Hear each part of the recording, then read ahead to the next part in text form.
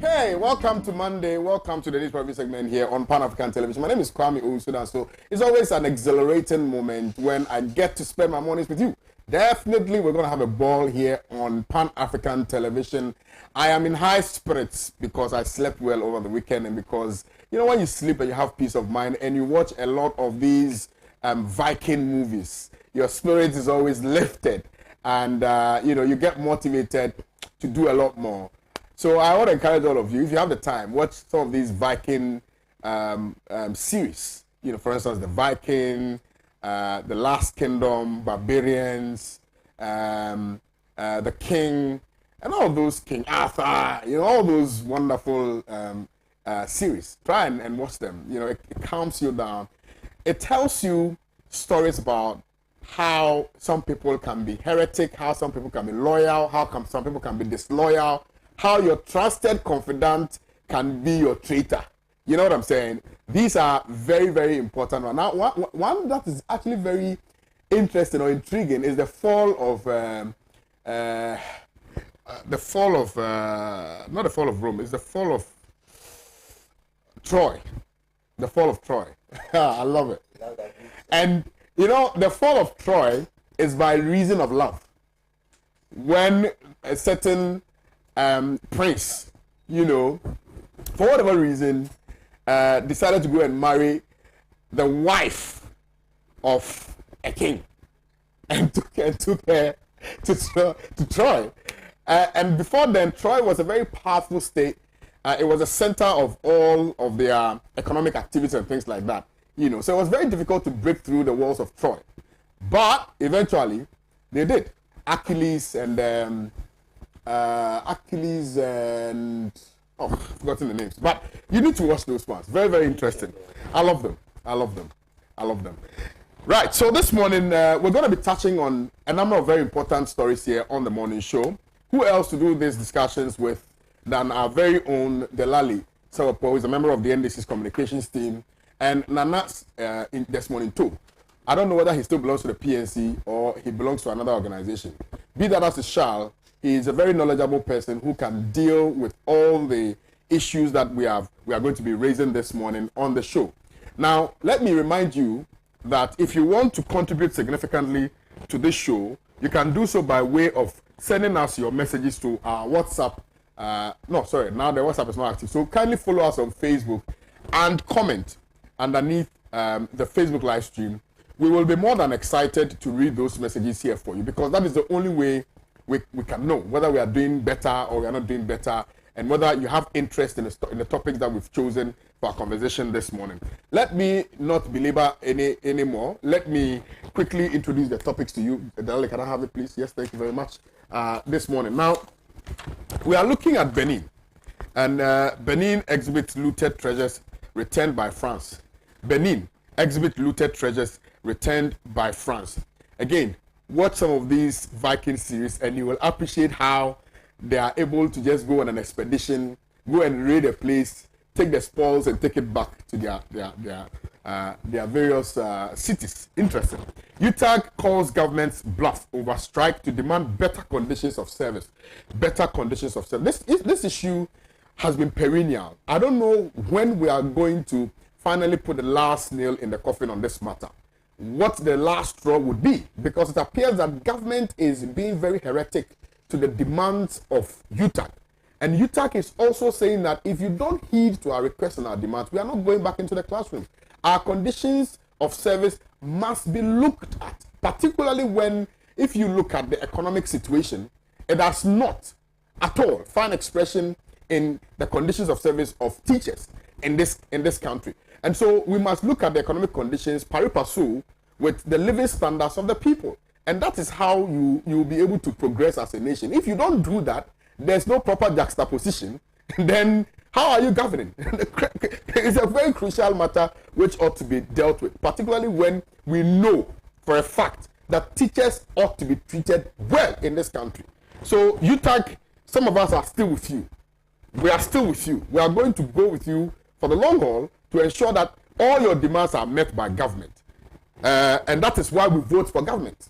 Particularly when the president, if you read the MPP's manifesto, I've forgotten the exact page, but the president, in fact, alluded and quite vehemently, emphasized that he was going to be a president for the people.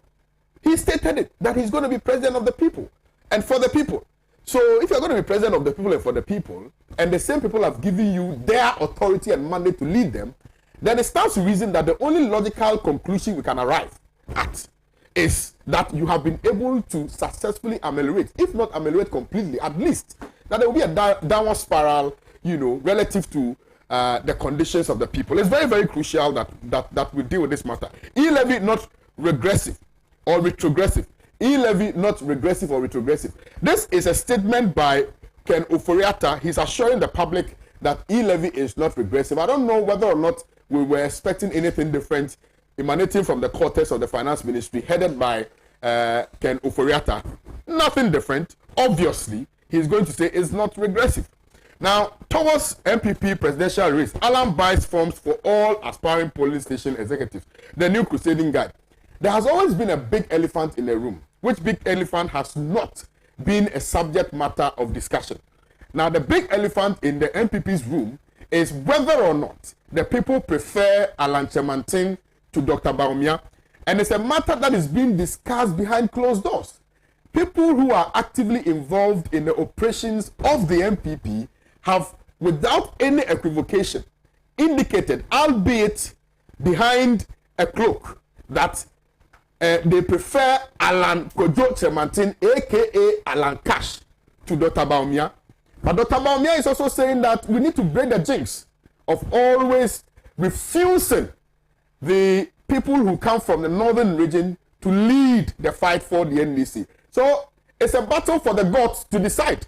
Who am I? We will leave it to the gods to decide. But what we can do is just to continue to advance our arguments relative to these matters. So for those of you who just joined us, these are the matters that we have tabled for our conversation this morning. I have seen from the corner of my eye the indefatigable Mr. Justice Akufu Hineku. He's going to pour some of his fountain of knowledge so that we can also drink from his cup of knowledge this morning here on the show. Now let me go for this quick breather. Upon my return, be sure that we are zooming straight into action. And this morning is action. It's going to be action-packed. Now, if you are looking for somebody to sew for you, see what I'm wearing this morning? You don't want to know where I got it from. So there's this gentleman who I just chanced on social media. I love his stuff. He's sewing for a lot of so-called celebrities in Ghana. I'm not a celebrity. I'm just a Ghanaian trying to do my thing. So, he reached out to me. He said, Senior, I want to sew some clothes for you. I said, oh, really? Do you don't have my measurement? He said, please, what do you wear? Do you wear 15.7? Do you wear 15.5? Do you wear 18? I said, well, I wear 15 point something. He said, oh, please, I will make sure that I send something. 17.5. He said, I will make sure I send something to you. I was there on Friday. Lo and behold, DHL delivered 3 beautiful African shirts produced from the heart of Osekrum, Kumasi, Ashanti Kotoko, to Kwame Owusu Danso here in Accra. And I must admit that when I put them on, when I tried that, it fits so well, and I felt that I can't enjoy him alone. I need to make sure that all of you continue to enjoy him. His number is 0241 0241 218 266 0241 218 266. His name is Kweku Outlook. Kweku Outlook. Kweku Outlook. Kweku Outlook. 0241 218 266. Kindly reach out to him. Let him produce something nice for you. Also, for those of you who intend to invest in this country, I've told you countless number of times that we are at a stage where the future is uncertain. And so if you want to make sure that your future is certain, if you want to guard against all unforeseen circumstances, then the best thing to do is for you to do is to invest. Now, what investment am I talking about? You know, land, the cost of land always appreciates. If you bought the land yesterday for 100 Ghana cedis, be sure to sell it in the next 5 years for 200,000 or 300,000 Ghana cedis. That is what you get when you invest in land. And I'm presenting you an opportunity. I want to tell you that it's important to invest rightly. Make sure you buy Trasaco Springs, a service plot from Trasaco Springs. Why am I telling you this? Because you see, if you are dealing with real estate companies, some of them are fraud. They will tell you, they will promise you heaven. And then when you get to the doors of heaven and you open the door, you realize that you're actually in hell. Trasaco Springs will not do that. They will make sure that you have service plots which are registered, plots which will not give you any problems, no litigation, nothing. You only have to buy the plot. And you see, oftentimes people also associate Trasaco with, high-end products, very expensive and things like that. This time around, Trasaco is telling you that they are actually going to give you payment terms. Trasaco is giving you payment terms. Can you imagine? Payment terms.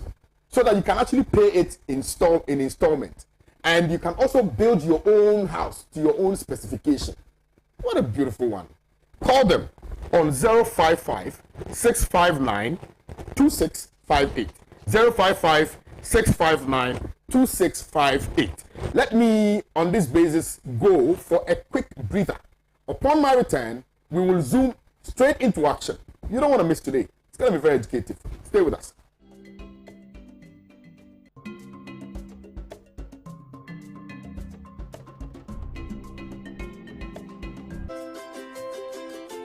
Trasaco Estates, home to Accra's most beautiful and luxurious homes, presents its newest addition, Trasaco Springs, a premium master planned community of service plots surrounded by an exhaustive list of amenities. The gated community of Tema to Accra Motorway presents you the finest opportunity to own a land that suits your preferred size, budget, and payment terms. Trasaco Springs is open to you for development. Our on-site sales executives are ready. Call on 055-659-2658.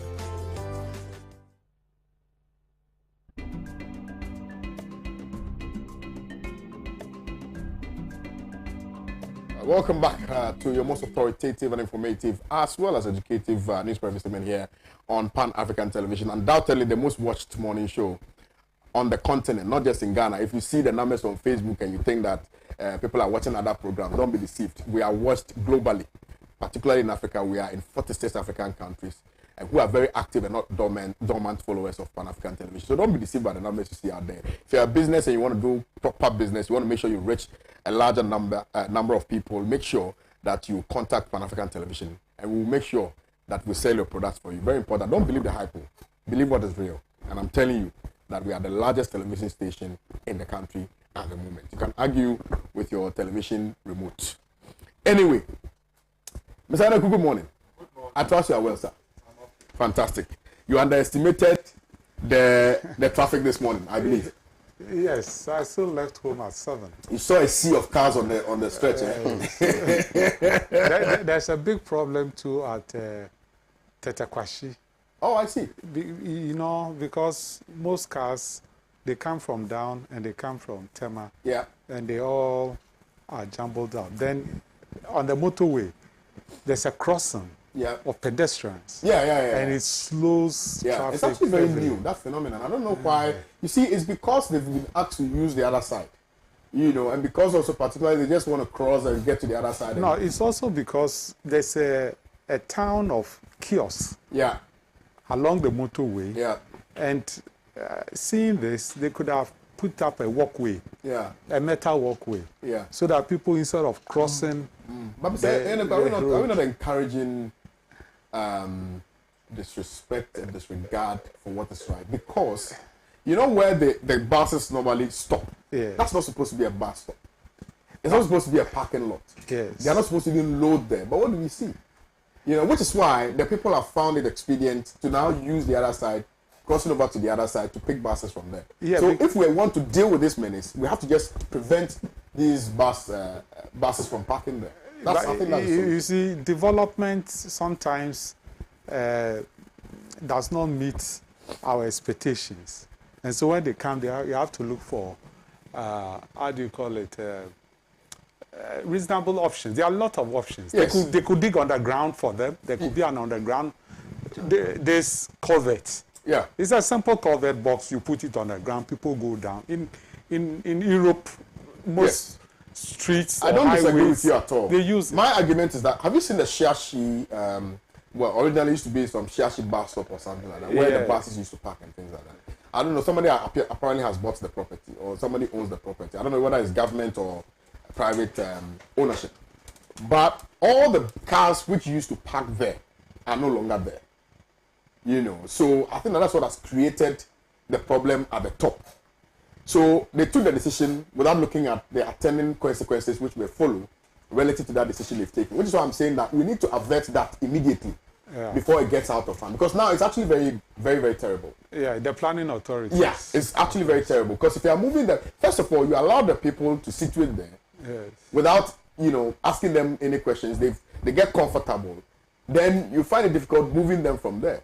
Once they move from there, they feel that there's some sense of entitlement, so they want to find a space around the same vicinity which they can settle. But there's a certain utility, there's a certain demand. Absolutely. And for every demand, there should be some supply or some answers to it. And the planning authorities are to see to it. I'm saying that, Mr. Eleku, when I was in the UK, I mean, there are demands everywhere. But the point is that the fact that there are demands does not mean that we should create a chaotic system. You see, so that from the very outset, you let the people know that if you want buses to, let's say, Accra Mall, and you are from here, this is where the bus stop is. Of course. That's the point I'm also trying to establish, that perhaps maybe we should begin to look at those things. Stand up, please. Yes.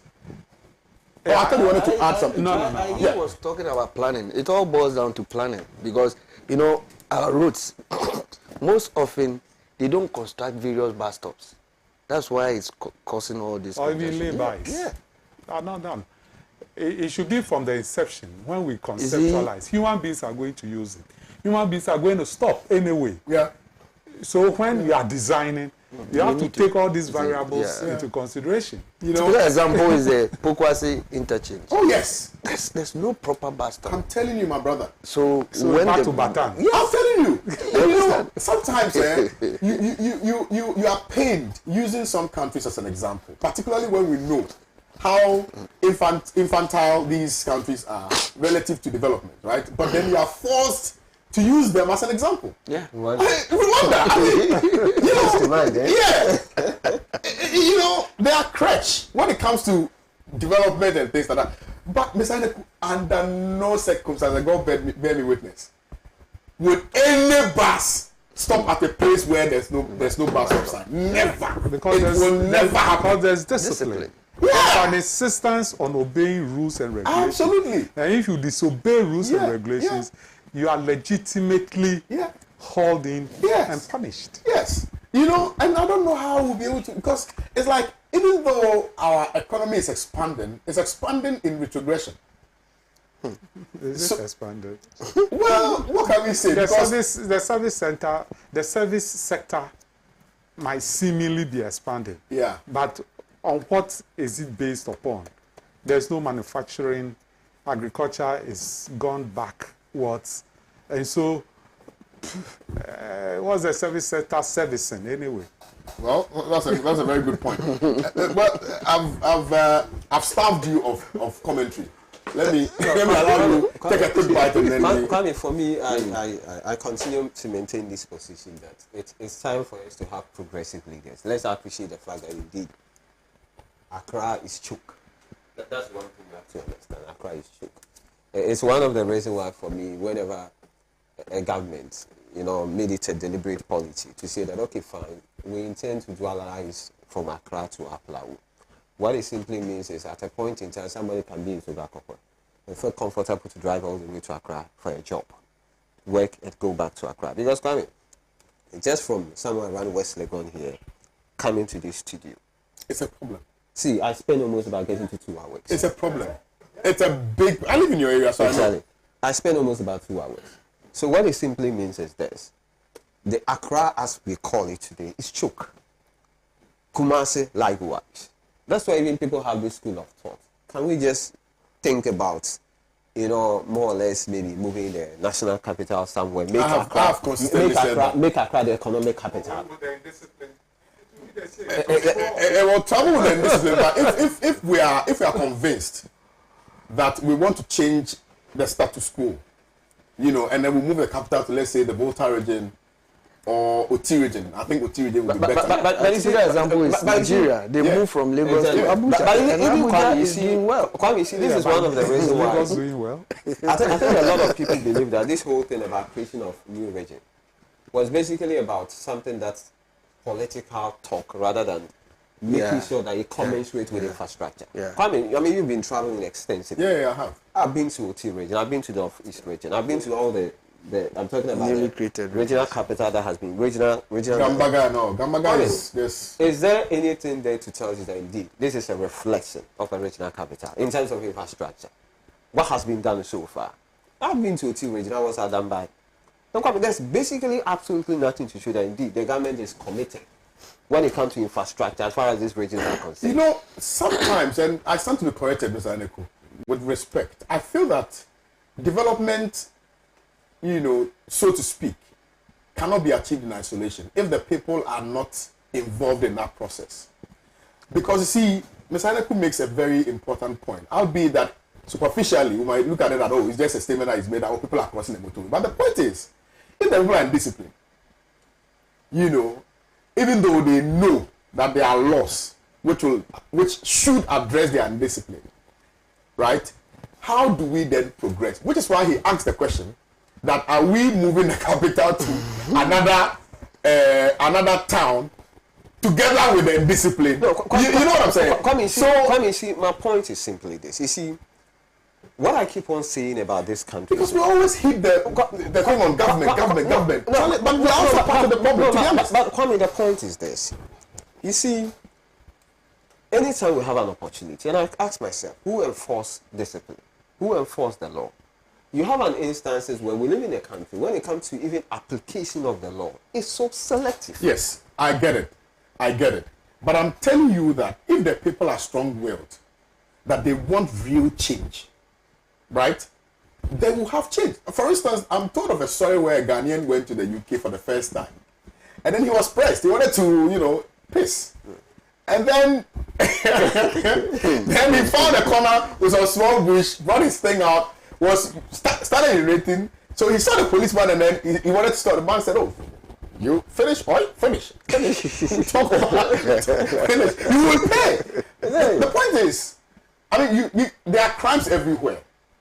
But when people know that the system will actually check you when you commit those crimes, or by themselves they know that they want to make the system better, and therefore even if the laws are not applicable to a very large extent, we will have some sanity, and that's what I'm talking about. In Rwanda, you don't find police people on the streets.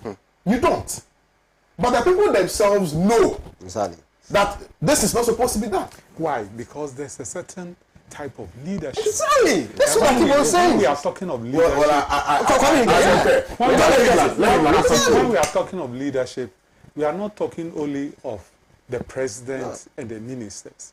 Leadership transcends through from top to bottom, within the community, at every level, within various groups, various sectors. But of course, when leadership itself is not disciplined, leadership thrives on chaos in order to profit personally from it. Leadership thrives on patronage in order to be able to cow the people down. Then, of course, you will reach a certain stage where the chaos will become the law of the place. I agree. And you see, leadership too is not about power, it's about responsibility. Precisely. Absolutely. You understand? So, if you're a leader and all that you think about is power, then obviously you are not going to do anything. For me, for instance, let me give you an instance. There has been a couple of times, for instance, leadership of this country as we speak have come out to address the nation relative to how we should observe the COVID protocol. And then themselves are breaking exactly. I agree. Like Mr. Hideku rightly put it.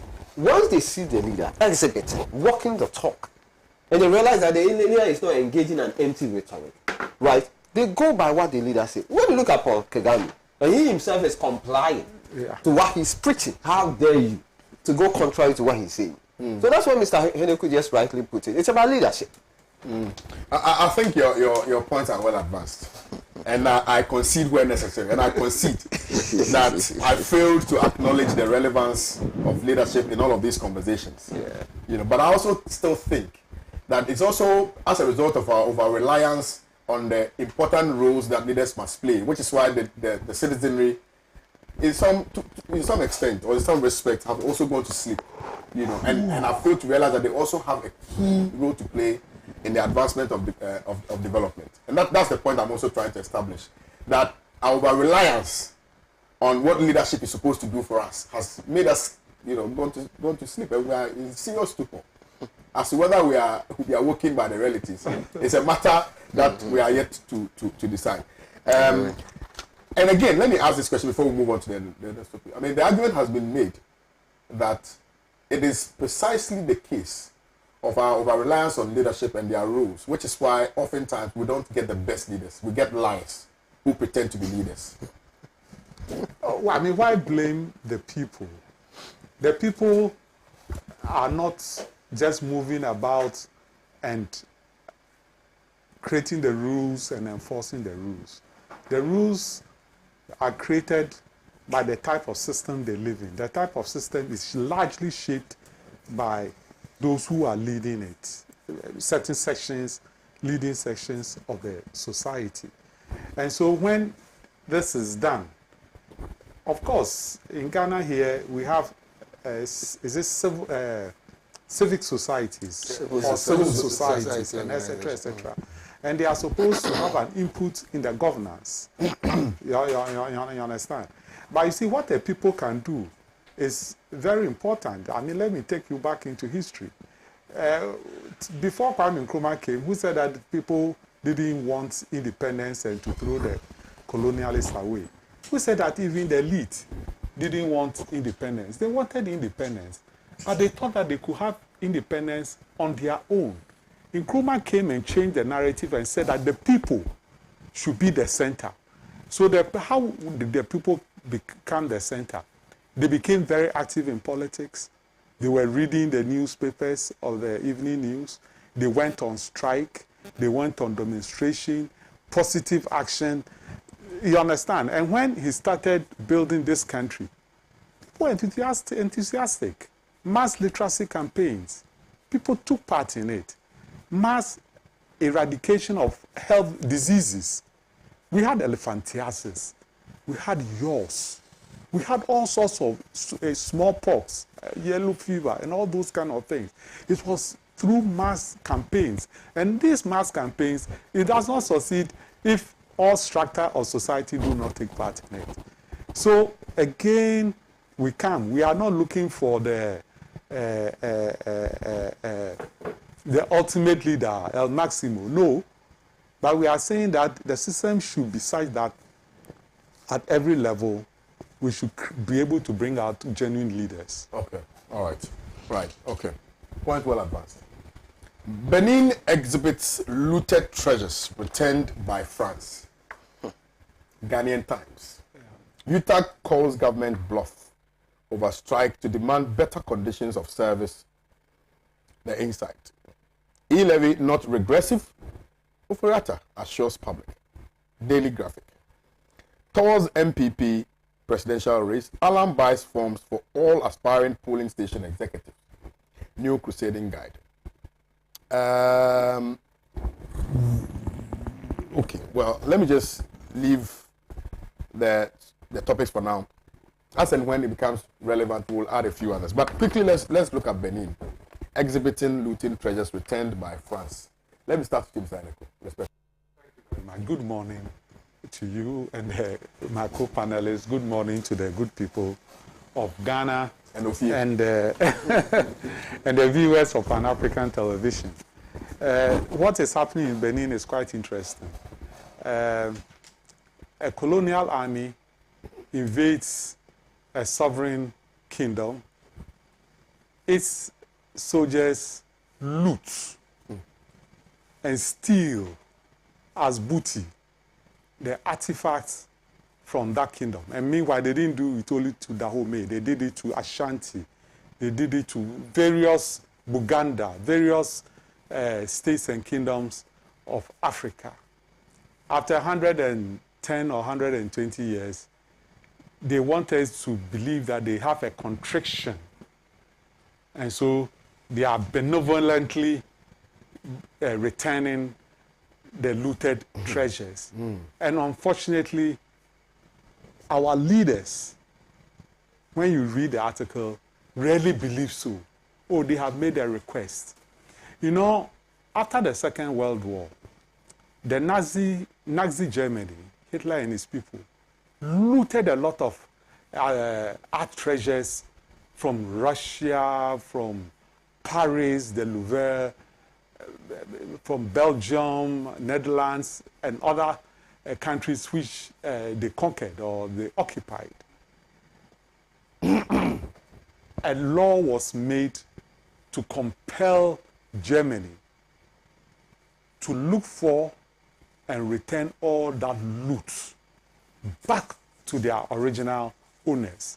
Even artifacts seized from Jews, they are not only returned, but compensation is paid for having it looted. As for our leaders are content with the fact that a small portion of our treasures will be returned to us. What we don't get is that those treasures fetch a lot of money on a daily basis for those who go to art exhibitions and museums in Europe. The statue of Nefertiti, who was a queen in ancient Egypt, is exhibited in the Berlin Museum. And many people, many researchers paid good money to go and view it and to write about it. The Americans, when they invaded Iraq, what was the interest of most of their soldiers? Was to go and loot Babylonian artifacts and Assyrian artifacts from even the museums of and these were high-level army officers, colonels and all those kind of things. They went to steal from the people they claimed they were going to liberate. So I don't think that France has done anything extraordinary. What I think is that the African people and the African leaders should demand that all the looted treasures of our states and our kingdoms, which was done by the Europeans, Belgians, the Germans from Namibia, the Portuguese, and the English. Have a lot of Ashanti artifacts being displayed in the Imperial Museum in London. Why isn't Asante Hiri demanding that they should bring it back? Why? It is not theirs. They didn't create that art, that culture, that artifact, that which was based upon the creativity of our people. So why do they keep it? And then they'll tell us that when it comes, the tropical heat will destroy it. If the tropical heat will destroy it, this thing, how do you call it, the death mask of Osei Tutu, wouldn't it have been destroyed long, when he died in 17-something, wouldn't it have been destroyed long before the British came to loot it in 1898? It is high time we went into this, because it is a reflection of our soul. It's a reflection of the fact that we had a culture and that we were advanced in thinking, in creativity, in the use of our hands for making things. The bronze mask of Benin. When I say Benin, I'm talking of Nigeria, southern Nigeria. They made bronze masks. They were all looted by these British thieves. And we should demand their return. Right. Unconditionally. Demanding the return of those artifacts is one. But returning them with interest is another. Because I think that over the years, they have made quite huge amount of, sums from just the display of those artifacts. In fact, I think even some Africans are going to pay money in order to, so... I paid money to go and watch in England. So it must be returned with interest. Calculate the number of years that they've had those artifacts, because they were clearly stolen, and how much they have made. And then they it's not enough. Since 18 something. Yeah. 1892. The monies that they have made, they have made can actually transform Benin. That's it. Completely. Yeah. Yeah, that's one. Let's hear from you. Thank you, Kwame, and very good morning to yourself and to my senior Ofie brother and father as well, and my brother Delali, and your viewers out there. I think that this issue, my senior comrade has dealt with it. In fact, like he rightfully said, it is about time we go after our colonial masters to seek all the treasures that they looted from us. And a typical example is what he was talking about with regards to the Asanteman, the death mark of Osage II. And I think that we need to look into it. And you have even said that, look, when they return these treasures, they should come with money, because look at the number of years that these treasures have been in France, over 130 years.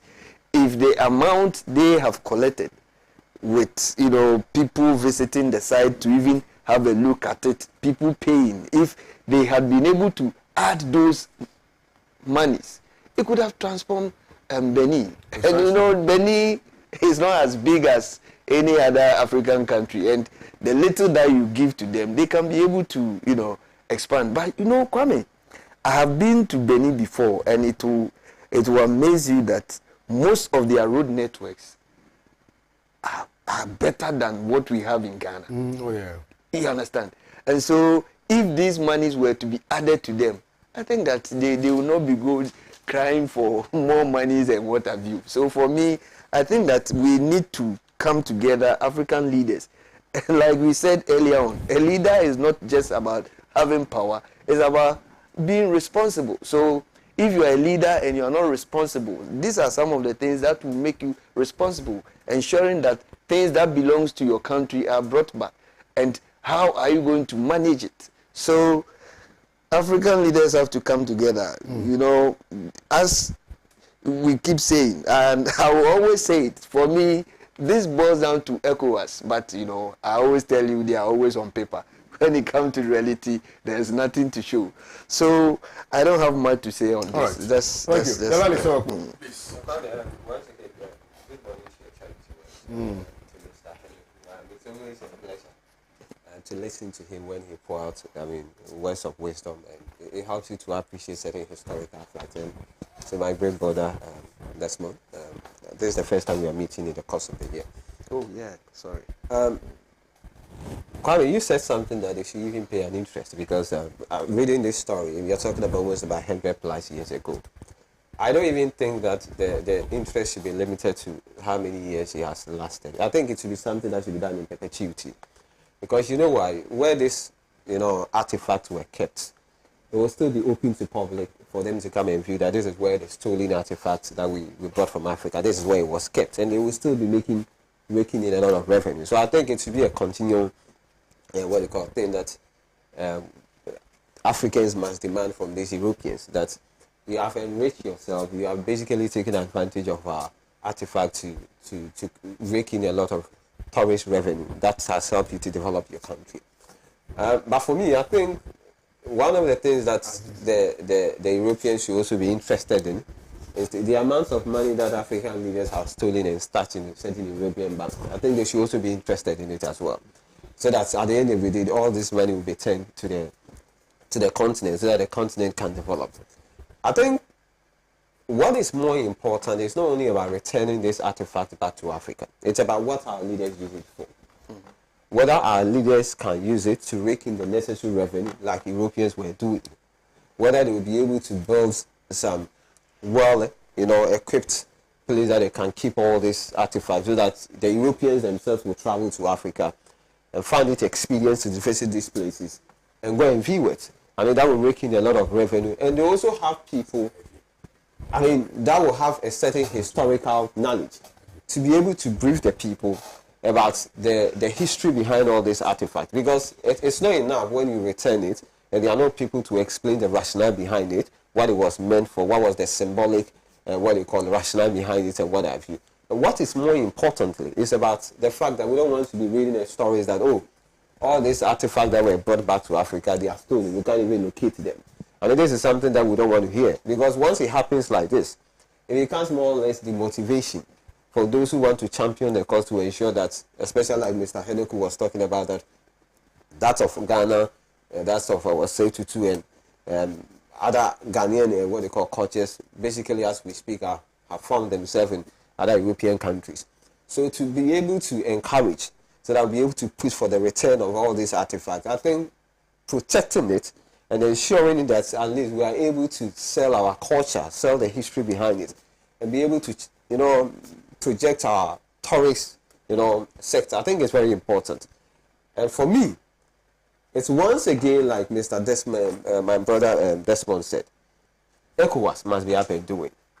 ECOWAS should be the one champion in all this, so that ECOWAS itself will be able to know that this is the amount of money Africa is making when it comes to our tourists, what they call it, base. And so that is the only thing that I can see. It's a good thing, and I think that it will help to boost our tourist and what they call it sector, if indeed we are able to approach it well. Desmond, yeah. Just chip in small. You see, our tourism, our culture, and our education need not be predicated on some foreigners coming to view it. We are not a museum. I don't know, the middle class now, you educated young guys, how many times have you been to the National Museum? I haven't ever been Have you been to the museum in Hull before? You are from the Volta region. I've been to Tessa. What is it there for you to go and have a look There at? are things there. But the truth of the matter is that, again, we are not investing in what our potential for our own benefit and education. Yeah, true. And I agree with you 100%. Last time I was telling somebody that I've never been to Dubai. And the person was like, why Kwame, you? I said, no. Unless I visit Tanzania, unless I visit South Sudan, unless I visit Zimbabwe, Zambia, and all of those other beautiful, because you see, beyond the bad side, it's also a very beautiful sight. Oh, yes. Yeah. But oftentimes we project or we hear bad stories in the press, and so it clouds, the very, otherwise, what am I going to do in Dubai? Because even in Africa, I'm not done exploring. You know what I'm saying? Oh, yeah. So I agree with you 100%. Internally, how many towns, have you even visited? My camera guy, for instance, I'm not sure he knows anywhere. Yeah. At least I know the Ashanti region. If you know the Ashanti region, have you been to the museum, the military museum? I haven't. Yeah. That's why I'm saying that. Have you been to the Asante Henry's museum? I haven't been there. It's because as part of our education curriculum, there's no interest. Have stopped making people get interested in I agree ourselves. I absolutely agree. Because I have been there. I've not only been there, I've taken my kids there. Yeah. You understand? To go and look and appreciate. You said, he can talk history and all those things. This is how I learned plenty of these things. I see. we shall abide by the principles of loyalty and patriotism. When we visit the various regions, we go look for the various museums. Absolutely. We not only go to the chambers. All this. We not only go to the chambers. I've been learning about the oldest mosque in Ghana. That is the Larambaga. I visited the Lagos last year. Oh, I see. And a young guy basically took me through the history, how it was built, how somebody had a vision about it, how even when they started building, the next day when they come, there's a continuation and whatever. It was quite a very interesting. I know the story, but I've not been there. I was there. It's very funny. When I was going to Wa. It was quite an interesting. I have not, because I've been to Paga and all those other places, but I've not been to where you're talking. And I think I need to. It's very funny. Most often, when we go to a particular place, the first thing we ask, Charlie, can I get a good place where I can eat? But that's not me, that's you. So this time we should be asking where can I get a good museum? I think you should rather say this time I should be asking. We should be like, I'm not complicit. We are in this together. No, we are not. You are alone on this sinking boat. Now, it's very interesting. This man is so diabolical that he found a way of bringing the the stolen African cup into the Central. Really? Yeah, it's so I said if they bring the artifacts and they are stolen. Okay. I told Africa. Is it true that the African cup? They said the trophies are stolen. Replicas are stolen. Like the real trophies are stolen. Is it gold? Or the person thought it is gold. What a foolish thief. So easy. Yeah, anyway. Right, so Utah calls government bluff over strike to demand better conditions of service. Desmond, this Utah matter is becoming an albatross, but justifiable, really. Considering how teachers have been treated over the period in this country. I don't know whether it was only under Nkrumah and the Champions regime where teachers were treated well. No? Not even treated well. They were treated well. At Champions time, relatively. It was not really conditions of service as more political demands from academia and from students about the military regime. Okay. But, I mean, how he treated teachers is quite different from what we're experiencing now, correct? Yeah. Yes.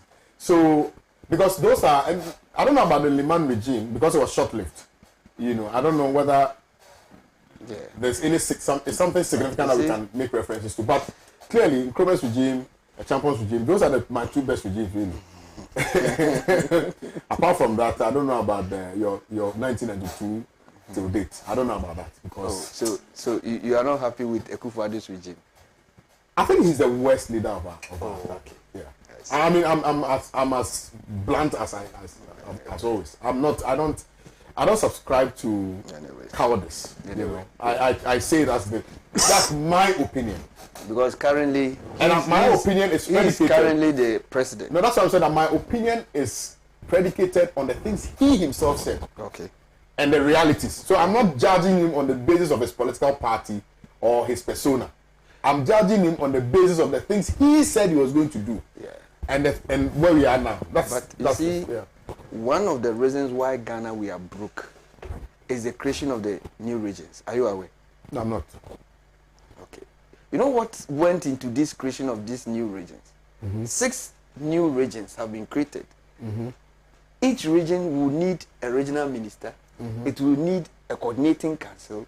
You need to have people in all the 6 regions buy vehicles, fuel them, and pay salaries for workers who will be working there. What are they to show off? All the newly created regions. Oti, my brother, what is there? When you go to Savannah, it's still the same Savannah we know. So what has changed? For me, some of these campaign promises it didn't help matters because you have promised the people that when you come you are going to create regions, because you've promised that when you come you are going to do free SHS. You do it and then the country itself is broke. UTAG is because we are broke. If we are not broke, they can just go sit down, have a negotiation, and something can come out of it.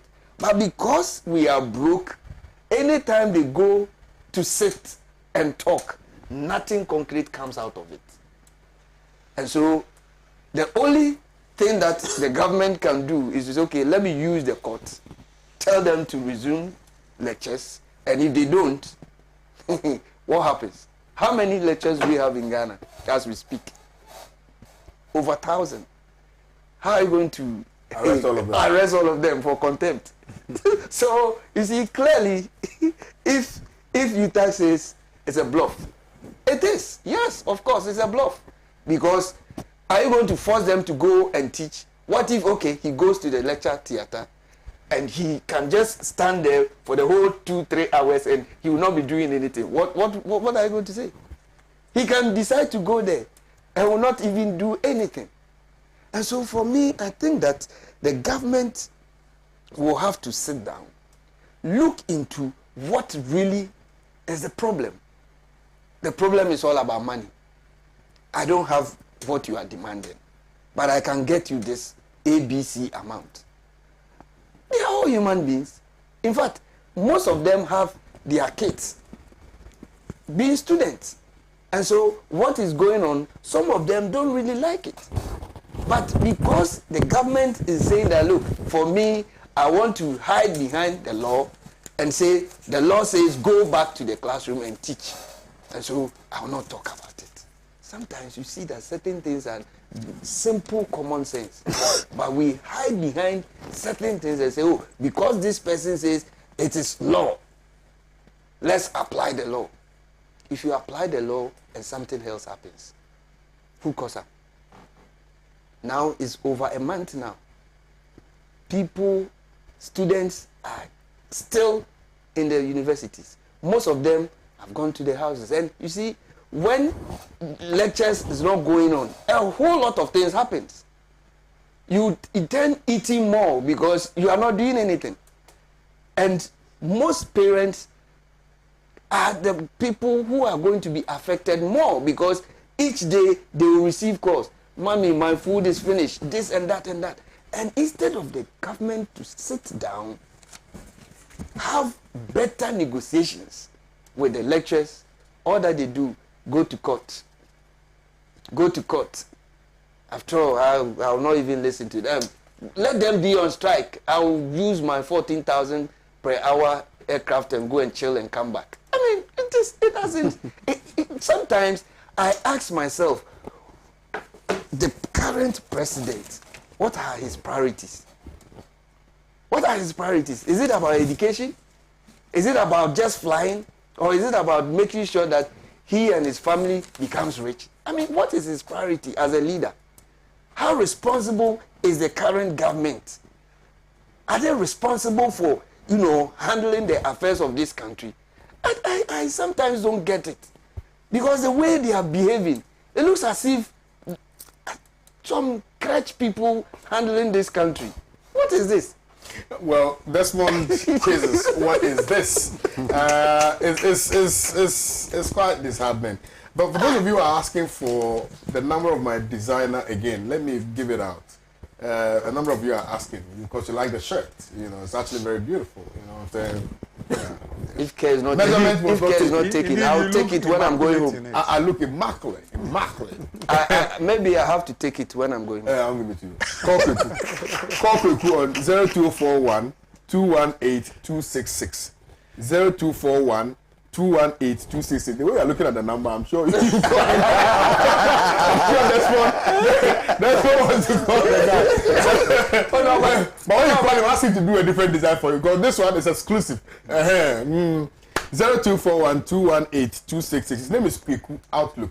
He's in the Ashanti region, but once you pay, you make sure that he does it and then sends it via DHL. You get it the same day or the next day. So you can trust him. I trusted him with my. So yeah, you can trust him. Let me come to you, Delali Sewakbo, on this matter. Now, Desmond makes a very important point and quizzes the priorities. Quizzes about the priorities of government, right? What is government interested in?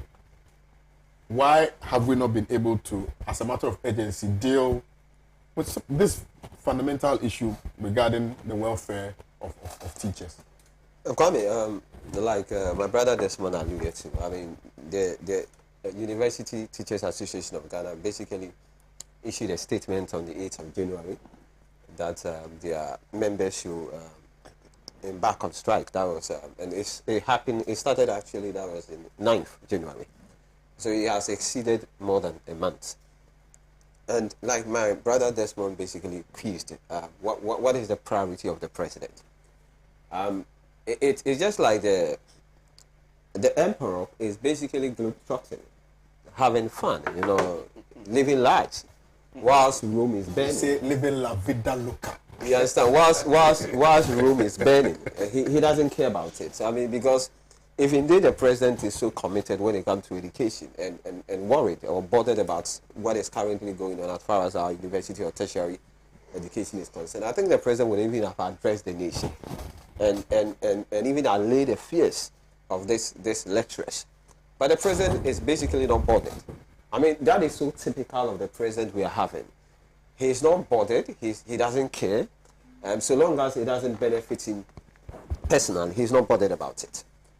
And you see the posture of this government relative to how they are so much in a hurry. You have lecturers who have expressed certain misgiving, displeasure relative to their condition of service. And the first point of call is for you to resort to what we call courts as a means of settlement. You see, this government, I don't know, that's why certain people continue to ask certain relevant questions. What is this so much, this obsession about the slightest thing, let's go to court? You have lecturers. I mean, these are not, excuse me, this is riffraff. These are learned people. These are people who have gotten to the highest pinnacle when it comes to academic excellence. You understand? And these are people who have expressed certain frustration relative to their condition of service. And instead of you to sit down with them and negotiate, the first point of call is, so let's go to court. And Kwame, you see, I keep on saying one thing. It's not like, gone are the days where I would have sit down here and say, oh, I mean, lecturers should temper justice with mercy. They should basically just calm down and even negotiate with the government and more or less look at it from, I mean, a point of view where they think that the more they embark on this strike, the more they are harming the student. But this is, Kwame, I'm unable to reconcile the fact that the President of the Republic of Ghana embark on 10-day tour outside the jurisdiction. Kwame, the President is paying $14,000 an hour for hiring a presidential private jet. Kwame, when you do the conversion, it means our president is paying 91,000 Ghana cedis, 910 million old Ghana cedis for just an hour. Kwame, do you know how much 910 million Ghana cedis? How many lecturers, how many the problem lecturers are going through that it can solve? And when the president spend the, what do you call it, the 10 days, the president is spending 3.27 million Ghana cedis. Kwame, no conscionable human being who is so rational and think that indeed this country should be put first would think that will support this, excuse me the same, this expenditure by the President of the Republic of Ghana. So how then that the President conveys lecturers that tighten your belt? Why in actual fact the President doesn't even have a belt hook to his trousers? How do you convince them? You are all over the globe trotting, enjoying, and yet you are asking these lecturers not to demand their pound of flesh. And this is not the first time the president is embarking on this trip. Anytime he embarks on such trip, the cost comes out and the president doesn't care.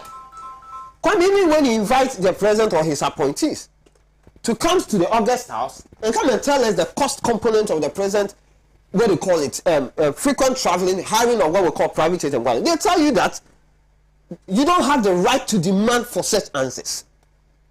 The Minister for National Security is telling us that we have no business to demand the cost of the president, what we call it, excessive travel, hiring what we call it, a private jet. Nobody is even demanding the National Security Minister to come and tell us the kind of meeting the president had with other presidents, or the kind of people that even bought that flight. Nobody is even demanding for that. We are not even demanding for a classified information. All what we are demanding, what is the cost component? So when you have lecturers who are learning, who are intellectuals, seeing all this, with the president doing this with impunity, without respect to his citizens, how do you then convince these lecturers to go back to the classroom? When you have an instances, the president, the level of corruption going all over the country, having an instances, they realize that, okay, this group of people, look at the amount of money that they are lavishing all over. Look at the amount of money that they are spending. And Kwame, the irony is, these are lecturers who have taught some of these so-called, what they call the appointees. And so when they do all this juxtaposition, they come to one conclusion. It's obvious that it's not about the case that there's no money. It's because you don't see our program as a priority. Because you don't consider our displeasure as something that is worthy of your attention. That is why you don't care a hooch about it. That is the reason why, as we speak, the government is unable to deal with the issue about what we call this, what we call it, strike action by what we call UTA. And you have, Kwame, an instance when you listen to government communicators, their posture. I'll listen to the majority leader. Take on Professor Jampo.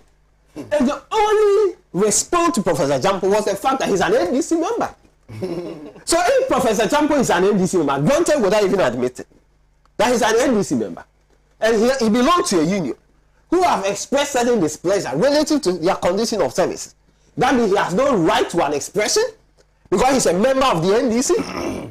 So you have even the posture even of the majority leader who is in charge of government business in the other house. Look at his body language. Look at his statement. Look at government communicators. So, Kwame, it's quite a bit worrying. Like my brother Desmond alluded to, when you go to the university campus, students went to the university, freshers went to school, they were given money. Some of them, their parents have to just cough up money to pay for the accommodation, tuition fee, or what have you not. And these students have been on the university campus. They have not even had an opportunity to even meet lecture for once. And yet, our president is globe-trotting. The emperor is enjoying with his appointees. He doesn't care. He has not even uttered one single statement other to even impress upon the lecturers to reconsider their position because he doesn't care. He simply doesn't care. That is why you put it succinctly when he said, this president that we are currently having, he's been the worst president this country had. Because the way President Nana Danso Akufo-Addo is going about things, no wonder some people have the belief that, oh, probably he thinks that he's not going to contest it. He's not going to be on the ballot paper again. But Kwame, if even that be the case, must the president not be bothered, concerned about the unborn generation? I think President Nana Danso Akufo-Addo claimed that he believes so much in Ghana. Believing in Ghana is only about when you are the president of the Republic of Ghana. Believing in Ghana means you believe in the future of this country. The future of this country is the education of this country. So when you continue to talk about the fact that you believe in Ghana, but yet you are not bothered about the crisis that the current educational system is being confronted with. So Kwame, I am really scandalized that you have a president who campaigned and told us that when he comes, he's going to turn things around. He's going to be a listening president. He's going to be a president that will put the interests of this country at everything that he does. But all of a sudden, President Nana Danso Akufo-Addo is only thinking about himself, his immediate family, and his cronies. So long as whatever that happens to you, it's not about the president of the Republic. He's not bothered about it. And Kwame, in saying this, we only appeal to the conscience of our lecturers. That if they want to take President Nana Danso Akufo-Addo's posture and the commentary by his appointees, it will be difficult for them to go back to the classroom. And the only thing we can say now is, as for the president, he's not bothered about what is going on. He doesn't care. He's only interested in enriching his family and friends. He doesn't care what happened to our educational sector. He doesn't care what happened to the future of this country. And it's so Kwame, so worrying that you have even the sector minister. Look at some of the pronouncements. Look at, they take the people to the Labour Commission. They say, we are forcing you to go back to the classroom. And so one of the lecturers said something. He said, listen, when you force us to go back to the classroom, can you force us with respect to what we teach? Yeah. So it means if you're not careful, Kwame, you are raising a generation that will graduate from our university, they will have nothing demonstrable to show that indeed they are graduates of our university. So we are appealing to the government, we are appealing to the president. Enough of this globe trotting. It doesn't help the cause of this country. All right. Thank you very much, Desmond Delali Sewakpo, for that fire-thumbling submission. Let me come to you, Mr. Heneko, on this subject matter, respectfully. Yeah, thank you. Delali was Delali, eh? Yes, Delali. Delali was happy on the fact that the president didn't care and was getting away with, so to speak, pure murder. But like you earlier, in the earlier submission, like you, Kwame, was raising, what are the people doing about it? Teachers, lecturers are on strike. The interest of students are hurting. The interest of parents, that's their pockets, are hurting. What are they saying? Yep. And what are they doing? And what is civil society doing What's NUCS? Where is NUCS? Where is all those educational committees and all those things? You see, we have allowed partisanship to be so embedded in our system that before somebody can even look at things objectively and say it, he wants to know whether it's going to hurt where he stands or not.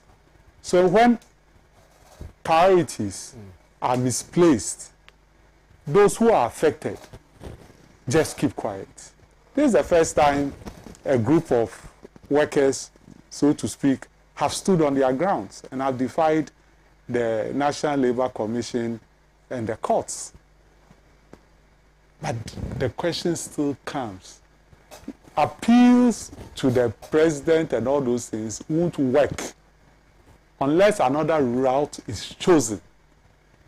In the late 1980s or late 70s, the students would have been on the streets, or the students would have, mobilized themselves and gone out into the country to go and explain to their parents what is actually happening. That yes, you have Article 71 office holders who get so much, and our poor lecturers do not get enough in order to be able to take care of themselves. Or we don't even invest in proper research. That's the working tools that they need in order to be able to transfer the knowledge they are paid to do. The government is not bothered. That the government, everything it touches turns bad. It touched secondary school education. And then the emphasis was on quantity. Is it quantity? Whilst quality plummeted, came down. The number of students. The number of students. The textbooks based upon the new syllabus. It's not done. And we are quiet. We are only enamored by the fact that, we have free education. You have free education without textbooks? You have free education where you have to go and hire some, apartment for your children to be able to attend school elsewhere in the country, where children are packed and there's no corresponding effort to, as it were, build or invest more in infrastructure. What is the future of higher education in our country? The next batch of people who become administrators, who become engineers, who become politicians, who become teachers, and etc., etc. What kind of quality information, analysis have we given to them? And is it fair to them? Why isn't any parent taking government to court in order for the father, look, I paid for hostel fees, I paid for school fees, and it's as a result of your inaction. And so I'm losing all this money. So I'm suing. That can be a class action, as you lawyers say. Because it's simply not fair. I don't buy that. I think that the country is broke, there's no money. If the country was broke, there was no money, will we be seeing this lavish expenditure on non-priorities, if I may, if there's such a word, things which don't mean nothing to the good people of this country? I think that what should be done is that we want NUCS to stand up and be counted. We want the university workers to stand up and be counted. They shouldn't be divided from the lecturers. That's stable. We want the students to hit the streets. We want the parents to hit the streets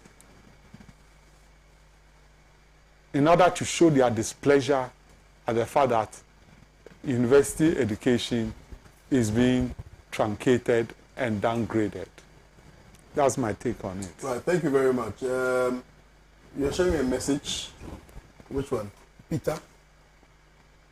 So, well, I'll show you a message. Okay, please. Right.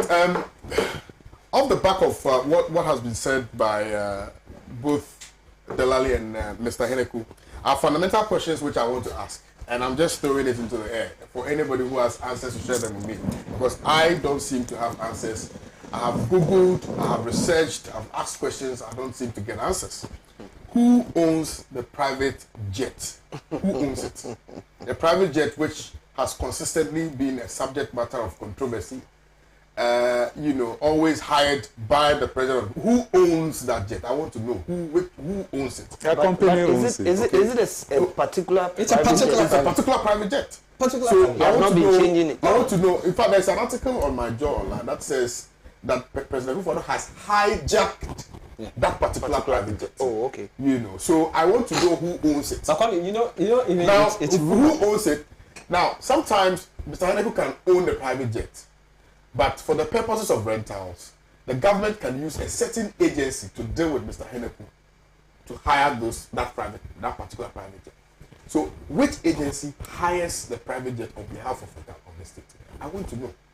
And I also want to know who the owners or the shareholders of that agency, because we need to know the reason why it appears that good conscience and good counsel has fallen on deaf ears, and the president has been so recalcitrant to the plight of, and that is my genuine reasons for asking these questions. That how come that for the purposes of the presidential travels, this one particular jet that is being used by the president, who owns that particular private jet? Which company? If it's an individual, who? Which individual? Which agency hires the private jet for and on behalf of the government of Ghana? And who are the shareholders of that particular agency? I want to, because until we know because it's unfathomable why we will consistently, without fail, continue to hire this particular private jet at the expense of agitations, not just the taxpayer, agitations by teachers, by NAPCO trainees, by NAGRAT, by doctors, doctors, by even magistrates. Recently, you decided to embark on a demonstration or something like that, or strike action or something like that.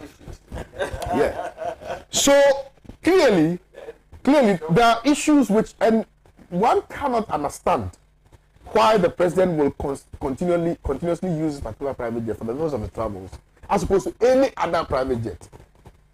And if you do the cost-benefit analysis, if you have, for instance, other private jets, is that how much they rent it? Why are we renting ours at that? So these are questions, burning questions, which requires. And I don't have all the answers. I've tried, I've researched, I've Googled. I don't know. The only company that I know that handles the VVIP section of the Kotika International Airport is Le Concierge. Le Concierge. LE space CONSIERGE. Google who the owners of Le Concierge are and come back to me. Would you be surprised that after the exit of President Danso, this jet that we are seeing will vanish? Will not vanish. It will still. Oh, I'm not surprised. We said, am I surprised? Would you be surprised? That is why I wouldn't be surprised. That is why I'm asking these fundamental questions. And that is why I'm asking this because it cannot be the case that Mr. we have a functioning private jet bought with the state money from the people, which is being rented out to President George Weah. So what it means is that it is in good condition. We are told that it appears that it's being rented out to President George Weah of Liberia, which presupposes that that particular private jet is in good condition. So I do not understand why we'll be. Yes, sir. Do you remember that this procurement chap? Yeah. What's his name? There was this head of the procurement. I've forgotten his name. Something, is it Biney? No. I've forgotten his name. Who created a company, a private company, to be taking procurement contracts and reselling it. So it is become a characteristic of this system.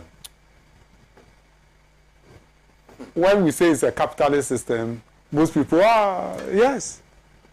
where everything, there's an attribution of value to it, and an individual must profit from it.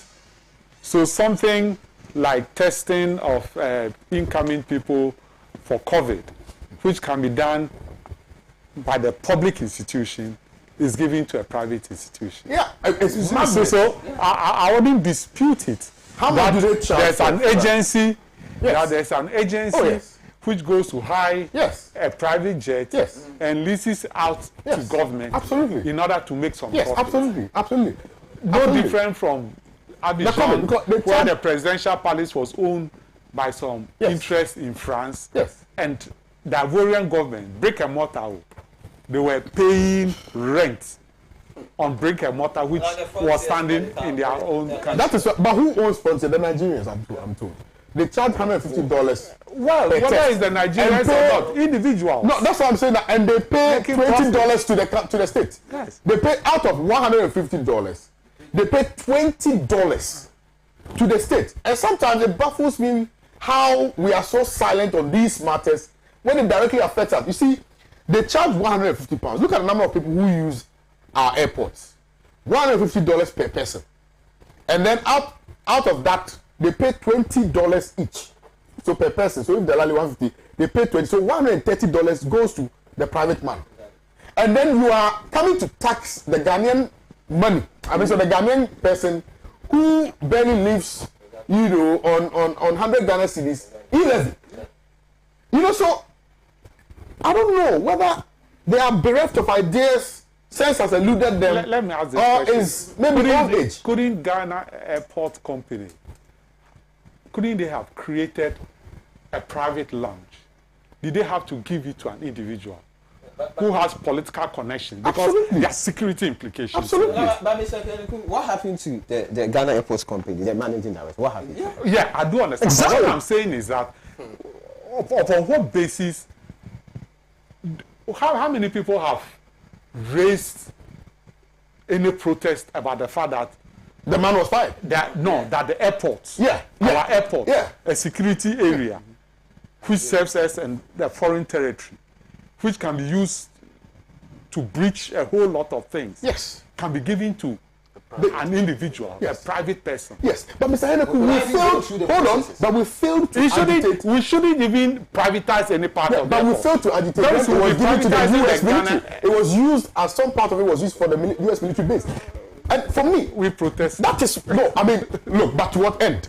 Well. Because if we had gotten a larger number of the people in complete disagreement with that process, I'm not sure we'd be here. Partisan. So the question is, that's why I keep asking you, that are you sure that the citizenry do not have a crucial role to play? They must be organized. No, we must be organized. If leadership is failing, then it behoves on us, the citizenry, to put them on the right pedestal. They must be organized. Kwame, I agree, but the point is this. You see, once again, you come to something. Kwame, you know, respectfully, you media, right?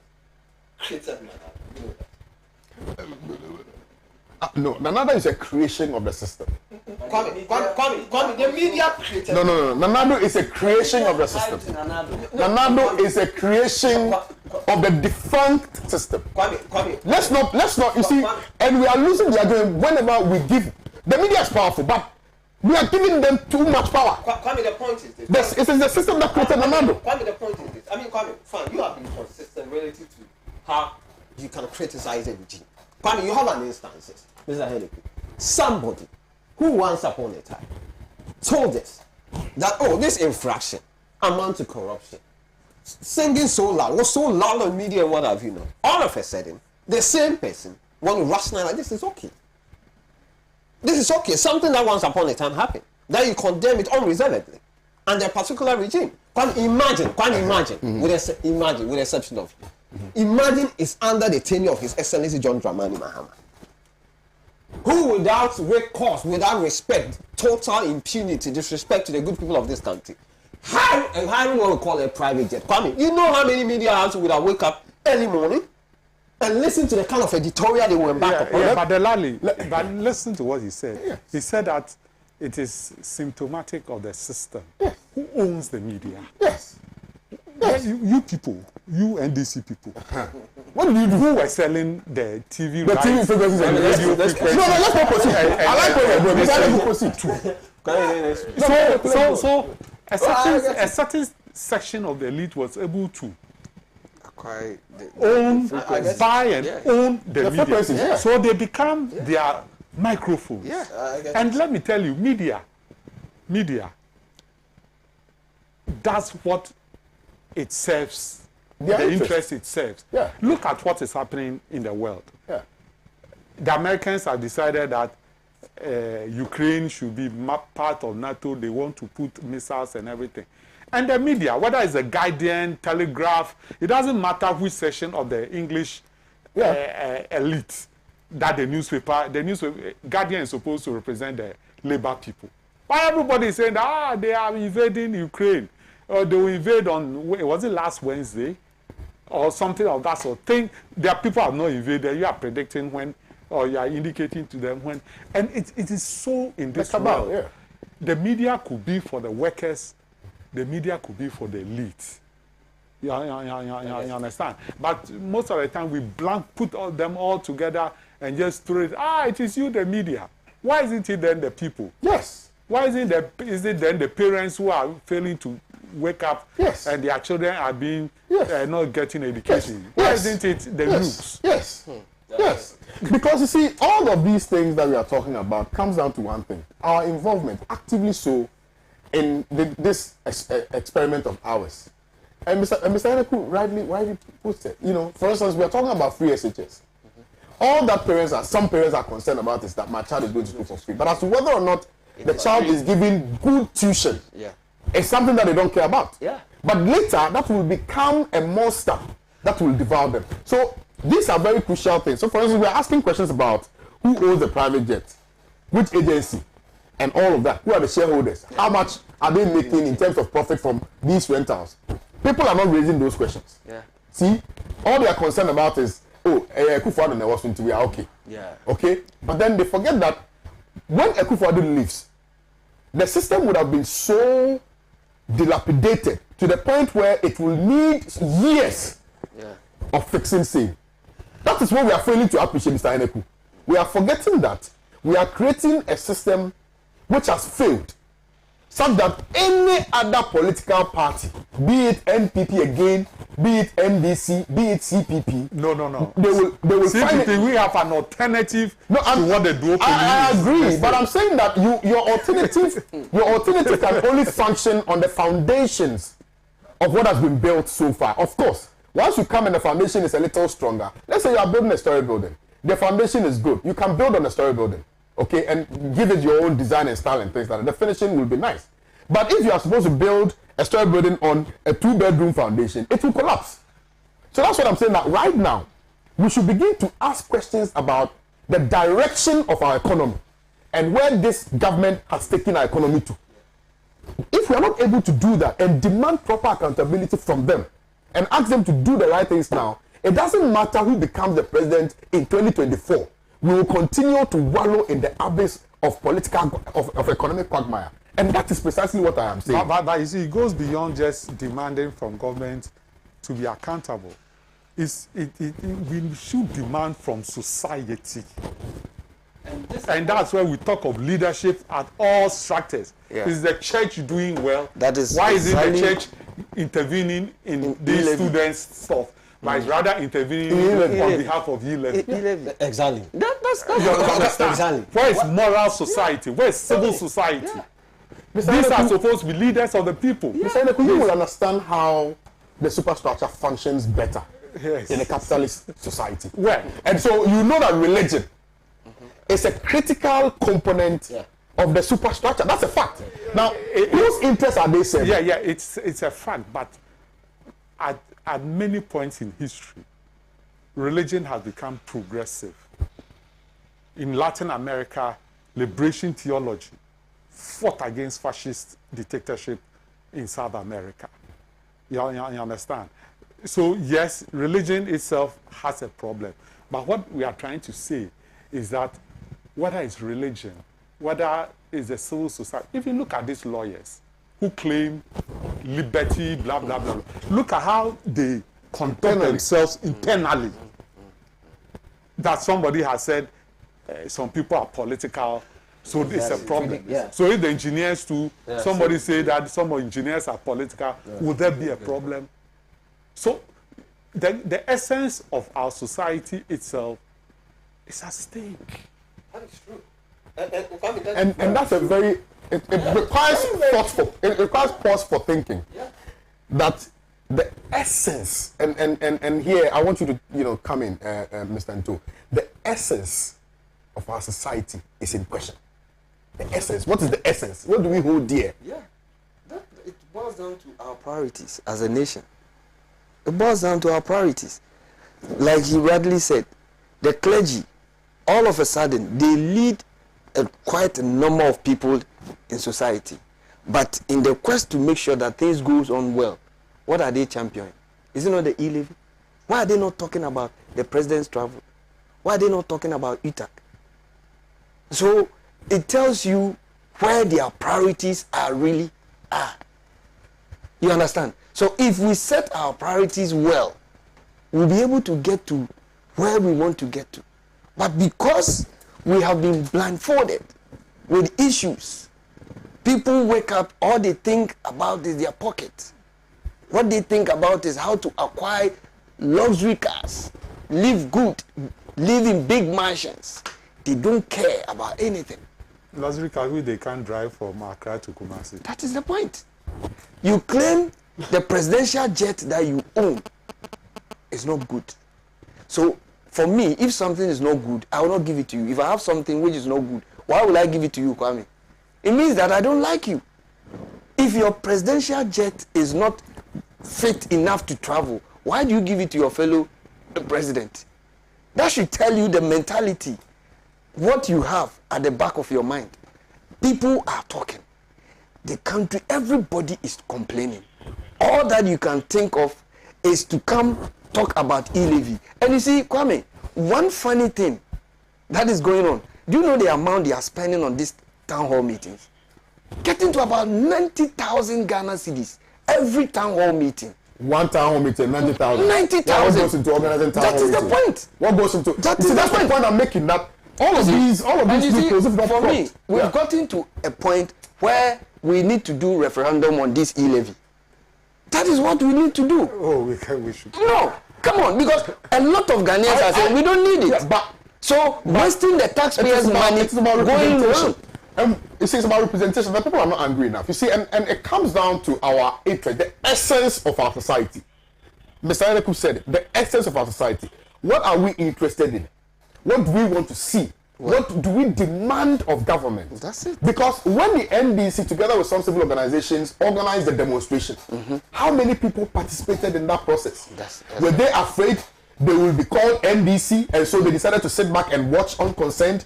How are they expressing their frustrations relative to this particular e-levy? Those are the critical material questions which we must ask. No, but Kwame, the point is also this. You see, I listened to a globally, renowned man of God, making certain references to the regime of President Nnamdi Akufo-Addo as far as development. TD Jakes, say it, TD Jakes. And it all boils down to what we've been talking about. Kwame, the question is this: why is it that all of a sudden, when a particular regime is in power, certain people find their voices?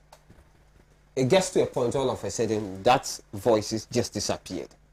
Why is it that what once upon a time becomes something that is unacceptable, all of a sudden that very same thing has become acceptable?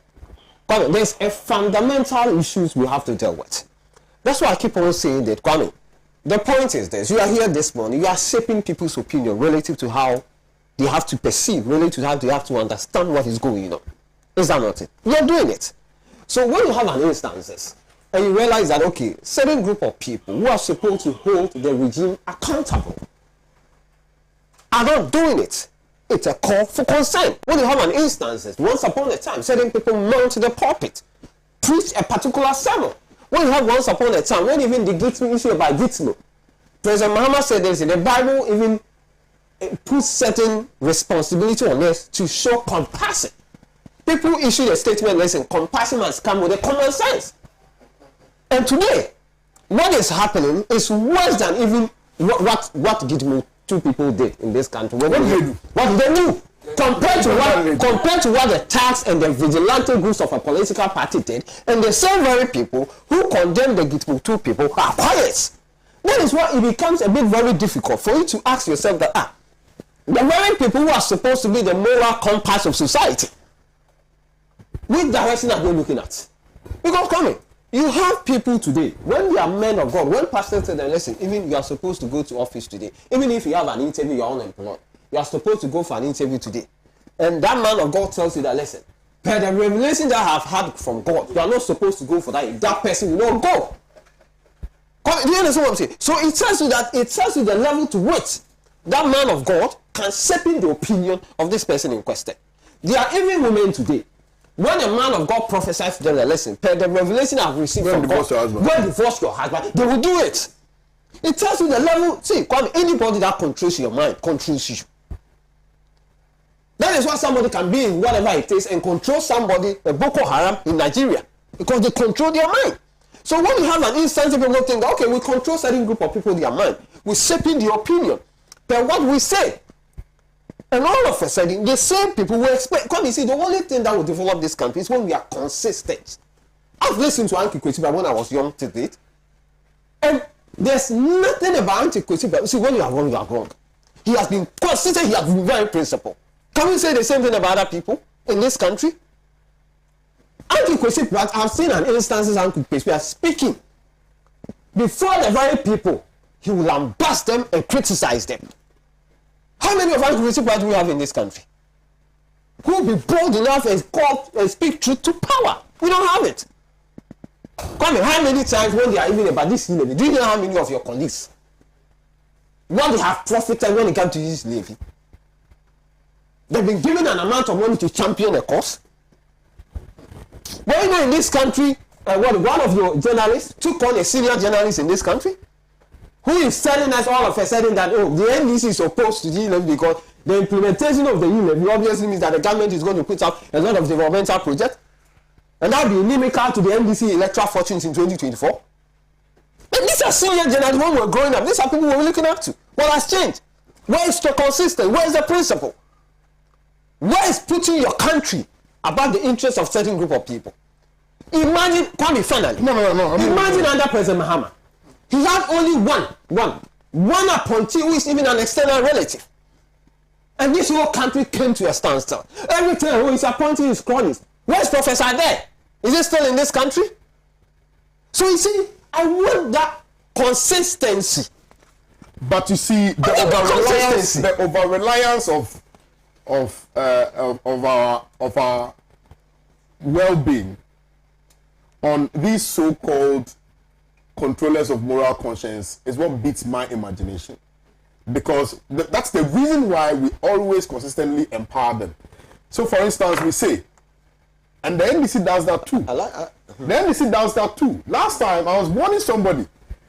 I think somebody who supposedly belonged to the MPP, who has turned and now is speaking against the MPP, was overly promoted by the NDC. Good. And I told them. I like this. Yeah. That you see, today the guy is criticizing MPP, so you are promoting him. But he's not your folk. Can I agree with you? He is not your folk.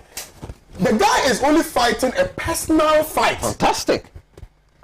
Ostensibly, for instance, to bring the attention of the government to themselves, to say that, listen, we have been sidelined, we were here, you appointed ABCD, you ignored us, and therefore I'm coming after you. It doesn't mean that they are speaking in your interest. That's true. Professor Adai and all those people, when you do a proper digging of their backgrounds, you will come to nothing but one conclusion. That perhaps they belong to a certain political ideology. Yeah. But that is what it is. And so you cannot be calling on Professor Adai at this material moment to come and advance or champion your cause. Because the very reason why he started his campaign was not to benefit you, but to benefit his ideological, beliefs. I get it. And that is what is currently in. So you and that reverend, what's his name? Professor Mate.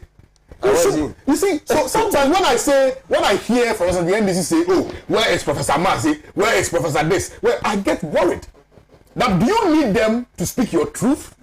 Or you need the Ghanaian people to come to the realization that they have been deceived and therefore they must speak their own truth in consonance with your truth? That's what matters, Mr. Eneku. Yeah, I guess it. I get the point. I agree with Kwame. There must be a pushback to all that is not good, which is happening to the people. But for there to be a pushback, the people must be organized and led. And let's be very frank, Fix the Country was one such promising thing. You understand? It expressed the aspirations and agitations of the mass of the people.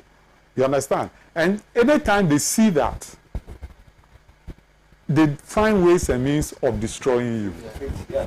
Even if they see that you are in the NDC or CPP and you look at things in an objective manner, if I say an objective manner, based upon the principles which the lady was talking about, not based upon the emotional attachment to party, they will destroy you. Yeah. The system will destroy you. They will either tie you with corruption, corrupt you, or get rid of you. So, you see, it even goes beyond the parties. It is the system. The system is a monster which we have created. You understand? And that system which we have created was carefully crafted in order to be able to facilitate the exploitation of our resources, the exploitation of our people to serve outside interests, of course, using their hirelings in here, like the slave trade. For the 300 years or so, 5 people were not going inland to capture slaves. They came into a strategic partnership with the ruling elite at that time, who procured slaves and sold it to them. And the people who transported them were task people. Precisely. They were black people. They would ship their fellow blacks, put them in chains, and march them from interior to the coast to be sold. We have the same people here who do the bidding. Look at what is happening in Mali. The people say, France, we don't want you. Get out. We'll fight our own fight, or we'll go for Russia. They are a suffering country.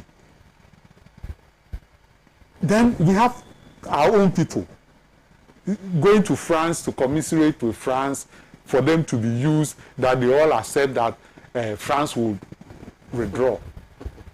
Have we forgotten that France was testing nuclear bombs in the Sahel in the 60s? And it took Kwame Nkrumah and a few to raise. When they testing the nuclear bombs in France? Yeah. You see, we got to stand up and be counted. And I believe that there's a lot of struggles. And we need, especially you youth, vibrant, with energy and things. In thinking about yourself and in thinking about your family, get to understand that if the country goes down, we are all going down. down. I agree with you. And that's exactly the thought I'm harboring right now. And your submission has actually brought it to light. Now, and we've not spoken, so I think it's important that I give you the last straw. But clearly, it gets scary. I don't know about you, but it gets scary when the day is about to break for a young Ghanaian. Like, it's so frightening. Because when the day breaks and you wake up from your bed and you just envision the troubles that you are going to face within the day, it gets frightening. That's it. You ask yourself, it gets frightening. Where's the future? And I don't know whether you have experienced that your age mates, Master, when they wake up in the morning, they have to depend on you for something to scary. It's scary. I don't know if people are not looking at that. No. It's not my leadership. I think it's very scary. It's very scary. Sometimes you wake up, you have to sit down for sometimes I have to sit down. Think about what to do. About 30 minutes. Sit down to think where am I going to start the day from? Charlie. Before you could say Jack, there are a series of text messages. Charlie. Chief, what's happening today? Charlie. Where can I get something to do? So I mean, meanwhile, you have not bought your fuel. I have your breakfast. Can you imagine? So it's serious, Kwame. It's serious, and this is where the youth we need to rise up. I am thinking, and you see, we really need to rise up. And I like the way absolutely, senior said. You understand? We are the youth. We have the energy. We need to rise up. What is our interest? That is the question that I have consistently asked, but I'm not getting any answers. For the person who even sells dog chains on the street of Accra, who ordinarily is supposed to be working in a factory, even if he's not educated, is unconcerned. Yeah. It's not concerned about his current predicament. All he's concerned about is let me wake up in the morning and find something to eat. Yeah. Once they get something to eat, and once they get some small coins in their pocket, they are okay for the day. I mean, they need awareness creation. Yeah, but are they interested in the awareness creation? Because you see, there's one thing putting out the information, and then there's another being receptive to that information. Yeah. And for me, I think we're at a point where it's either the devil, the deep blue sea, or the hard rock. Which one best? Look, Kwame, I've been watching some of the talk shows. I won't mention the particular talk show, but I'm now getting surprised that things we have been saying here, that why is Thor lying down, and we are producing oil, and we are producing oil at the production cost, not at the spot market cost. It's not $100. The cost of drilling the oil is far lower, about $10 per barrel or something. Meanwhile, we have Thors sitting down. Then we are told that we are going to build a new oil refinery, so let's abandon the old oil. And meanwhile, any barrel of oil you take to Thor, it will give you petrol, it will give you kerosene, it will give you LPG, that's liquefied petroleum gas, it will give you bitumen, which will go to make the construction of our roads cheaper. Not to talk of the pharmaceuticals and other things which it will give. This is common general science, which we studied under chemistry when we went to secondary school. Yeah.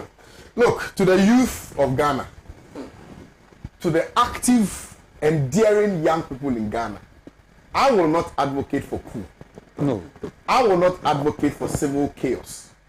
I will advocate for the embrace of good conscience and our ability to accept the realities of now and to begin to find ways in which we will collectively address these teething challenges confronting our well-being. Bear in mind that it is not of today that must be relevant to you. It is about tomorrow. And if your today, even your today, cannot be predicted, then what about your tomorrow? Think about it. Let me read some message from Ambassador Sampiale, who obviously is drooling over your wealth of knowledge this morning. Ghanaians before and after independence have been very active citizens. Our plight is bad leadership, greed and deceit. Comrade Hineku, I remember on the eve of the collapse of the British Empire, the Queen tactically established the British Commonwealth of Nations. This was a very clear means of deceiving the countries which served and supported the British Empire. We were made to believe that we were going to collectively use the wealth of the nations they had looted over 100 years. There were very lofty conditions and facilities that were going to avail to member nations and citizens of Commonwealth. To date, all that is left the Commonwealth is the Commonwealth Games and badly managed Commonwealth scholarships. I think it is about time we revisited the Commonwealth matter and called for our pound of flesh. They must pay us reparation. They must return our stolen wealth and history. I think it's largely supporting the argument you advanced on this morning. Let me say a big thank you to you for availing yourself today for us to enjoy from your fountain of knowledge and experience. Thank you, Mr. Hineku, for your time this morning. Let me say a big thank you to Desmond Nana Nto, obviously one of the greatest young guys we have in this country, very endearing as well. Thank you very much for your time. And Delali Sewoko, the mouthpiece of the NDC. Now I think people are really appreciating your significant contribution to shaping or reshaping and redirecting the NDC. What the NDC needs, in my candid opinion, is truth. Because it appears your party is still living in the four walls of deception. And into thinking that it's an automatic right that they will win 2024. It is not an automatic right that your party will win 2024. If your party fails to put together what is workable and what will ameliorate the current sufferings of the Ghanaian people, you will not win 2024. If your party fails to realize that whenever you call for demonstrations, it is only your party folk who join those demonstrations and not the generality of the Ghanaian people, you will not win 2024. If the Ghanaian people do not identify with what your party stands for and are willing and able to join you in that struggle, you will not win 2024. A word to the wise, as they say, Isin Boko and Naledu Gambaga. I will see you guys tomorrow. Have a nice day. Bye-bye.